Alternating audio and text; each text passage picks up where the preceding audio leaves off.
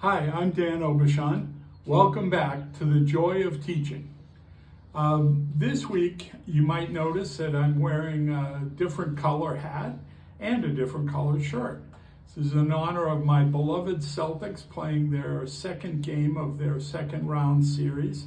I've been a Celtics fan for as long as I can remember. They've given me a lot more happiness than disappointment over the years. But the other reason I mention the hat is that I have a big collection of hats.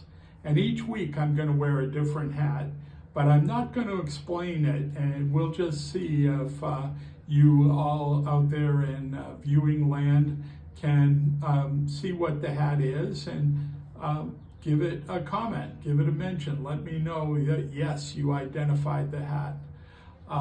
So anyway, let's go back to the joy of teaching tennis. A lot of joy hit the road for me yesterday. Scott Cameron, who's an aspiring pro player, you've seen him in the Ball Machine video, you've seen him in the Gimmicks video.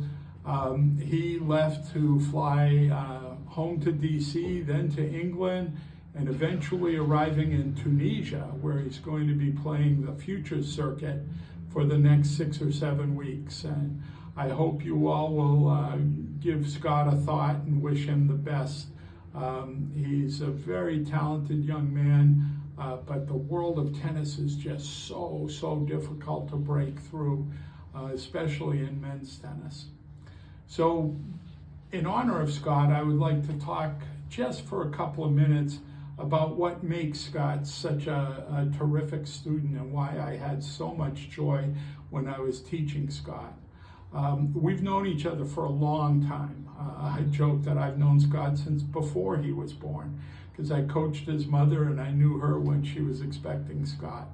I've got a great picture that I have on my phone that comes up quite often of 2-year-old little chubby redheaded Scott sitting on my knee. We started working on his tennis game when he was in high school, and he had a very successful high school career, but physically he hadn't really developed and grown up into the terrific athlete that he is today. But the reason I mention the longevity of our relationship is that a lot of trust has built up in that time. And as a teacher, you all know that if you have a student that trusts anything you say, boy, that's a freeing experience. That's a very joyful way to teach, where you know that the student is listening to you, that they're going to give it their best effort and try whatever you are doing. Now, that trust is a two-way street. If I know Scott trusts me, then I have to do my absolute level best to give him the best information possible, so that he can trust what I'm giving him will work for him and will help him. And it's worked out okay. Scott left on a very high note. He won 4 matches in a UTR higher level tournament that he has played before, because he won a previous tournament to get a wild card into this level.